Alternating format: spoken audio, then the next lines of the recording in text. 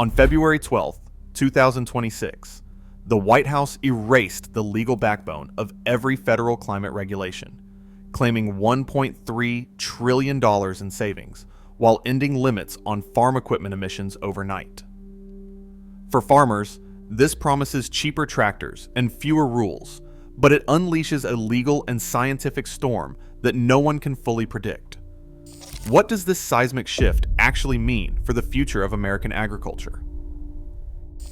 Inside the East Room, President Trump and EPA Administrator Lee Zeldin took their seats at a table stacked with folders and thick binders. Reporters and cabinet officials crowded the aisles, cameras flashing as the president uncapped his pen. With a quick signature, Trump finalized the repeal of the EPA endangerment finding from 2009, a move the administration called the largest deregulatory action in American history.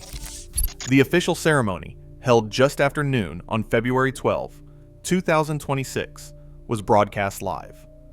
White House Press Secretary Caroline Leavitt, standing at the podium 2 days earlier, promised the action would save Americans $1.3 trillion in regulatory costs, a figure repeated on banners and in press packets handed out to the crowd.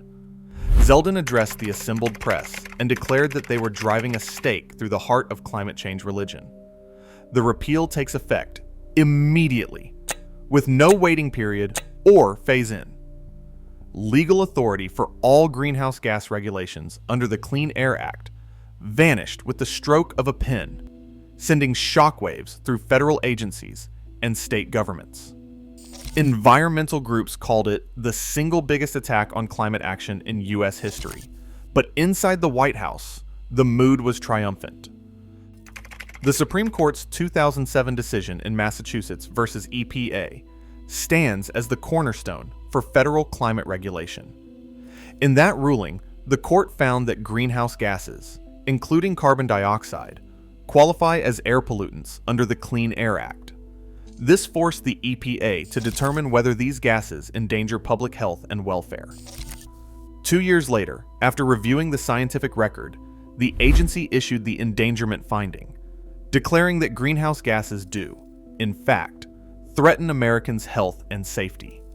That single document unlocked the government's authority to regulate climate pollution from vehicles, power plants, and major industries. Under Clean Air Act Section 202, the EPA set limits on emissions from new cars, trucks, and heavy-duty equipment, including tractors and combines. The endangerment finding also supported rules for methane leaks from oil and gas, carbon reporting from factories, and efficiency standards across the transportation sector, the country's top source of greenhouse emissions. Every major court challenge since 2009 failed to overturn this legal chain. Now, with today's repeal, that backbone is gone. The statutory link connecting greenhouse gas science to federal regulation has been severed, leaving vehicle, power plant, and industrial climate rules without their legal foundation. In a shed near Ames, Iowa, tractors stand idle while Mark Jensen checks his phone. The endangerment finding repeal made its way through his group chat before lunch. For Jensen, who has spent years dealing with diesel exhaust fluid tanks and engine software that can sideline a $400,000 combine, the news lands with a mix of hope and skepticism. He says they tell him, "We will get back to machines you can fix with a wrench." He says he will believe it when he sees the next model. Since 2014, any tractor or combine over 75 horsepower has come with selective catalytic reduction, hardware that injects diesel exhaust fluid to cut emissions. DEF systems add thousands of dollars to the sticker price. When they fail, repairs can run from $1,500 for a sensor to $10,000 for a full system. DF derates, when the engine cuts power to protect itself, can cost a farmer hours in the field, sometimes a quarter of a season's yield. Manufacturers like John Deere and Case IH have spent billions of dollars redesigning engines to meet greenhouse gas and nitrogen oxide standards. With the legal requirement for greenhouse gas controls gone, company representatives say they are running the numbers for future models. A product manager says the regulatory burden has shifted overnight, and they are rethinking what 2027 looks like. The administration touts $1.3 trillion in regulatory savings, but the reality is less clear. DEF and nitrogen oxide rules remain, but greenhouse gas reporting and compliance costs are gone. Equipment prices could drop by $5,000 to $15,000 per unit, and maintenance might get simpler if emissions software is dropped. Jensen canceled his new combine order, waiting to see if the next one comes without diesel exhaust fluid systems. Meanwhile, $3 billion in climate-smart commodities grants meant for cover crops and fertilizer efficiency has disappeared. Jensen says they lost their payment for switching to no-till. He says now it is back to what works for yield. The rules have changed. The fields and the bills remain. On September 17th, 2025, the National Academies of Sciences, Engineering, and Medicine released a review that cut through the political noise. Their conclusion was blunt. The EPA's 2009 endangerment finding remained accurate, its warnings about greenhouse gases reinforced by years of new data. The report cited rising temperatures, more frequent heat waves, and record-breaking wildfire seasons as evidence that the original scientific case had only grown stronger.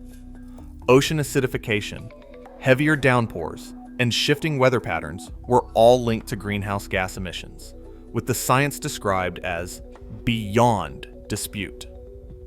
85 climate scientists submitted a detailed rebuttal during the public comment period, challenging the Department of Energy report that the administration used to justify repeal. Their analysis picked apart claims of uncertainty, pointing to peer-reviewed research and a decade of observed extremes. The scientists called the new rationale a misrepresentation, and they warned that dismissing the evidence would put Americans at greater risk from drought, floods, and crop failures.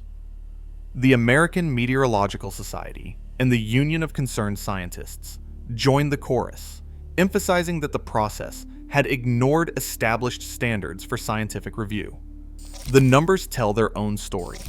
The year 2025 ranked as the third warmest in modern history. Each of the past 11 years set new records for global average temperature.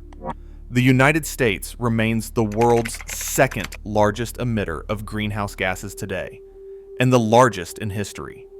The National Academy's review found no scientific basis for undoing the endangerment finding, only political motivation. As the ink dried on the repeal, legal teams for environmental groups and state attorneys general were already drafting lawsuits, armed with the consensus that the science stands firm. The evidence is clear, and for the courts, that clarity will become the backbone of the coming legal fight. Within hours of the repeal, legal teams from environmental groups and more than a dozen state attorneys general filed lawsuits in federal court, challenging the EPA's process under the Administrative Procedure Act. Their complaints point to the agency's swift dismissal of over 100,000 public comments, including a detailed rebuttal from 85 climate scientists, and the reliance on a Department of Energy report that was disqualified just last month for violating federal transparency rules. In the words of one legal expert, this rule will be laughed out of the room. The legal timeline stretches ahead. Motions for preliminary injunctions will likely be heard within weeks, aiming to freeze the repeal while the courts weigh its merits. Past cases like Massachusetts versus EPA and West Virginia versus EPA have taken years to resolve, with appellate panels and the Supreme Court often having the final say. For now, the regulatory landscape is in flux, and no one can say for certain whether greenhouse gas rules will be restored, rewritten, or vanish for good. States are already signaling their own responses. California, New York, and at least a dozen others have announced plans to enforce their own emissions standards for vehicles and equipment, even as federal authority recedes. This sets up the possibility of a patchwork system, with farmers in some states facing stricter rules than their neighbors across state lines. Equipment manufacturers caught between divergent standards, warn of confusion and supply chain delays for the 2026 model year and beyond. For farmers, the next steps come down to 3 immediate actions. First, check with equipment dealers before ordering new tractors or combines, because regulatory requirements may shift again as lawsuits play out. Second, monitor guidance from state agriculture departments, especially in states likely to adopt their own rules. Third, keep documentation of past compliance and any climate program grants, because ongoing litigation could affect both eligibility and reporting. The court battle may take years, but the decisions made in the coming weeks will shape the rules of the field for seasons to come. Today, the science is clearer than ever, but the safeguards are gone. Farmers now face fewer rules, but also a world where climate extremes escalate. As courts and Congress wrestle with the fallout, the consequences on crops, communities, and the climate are no longer theoretical. What happens next is up to us.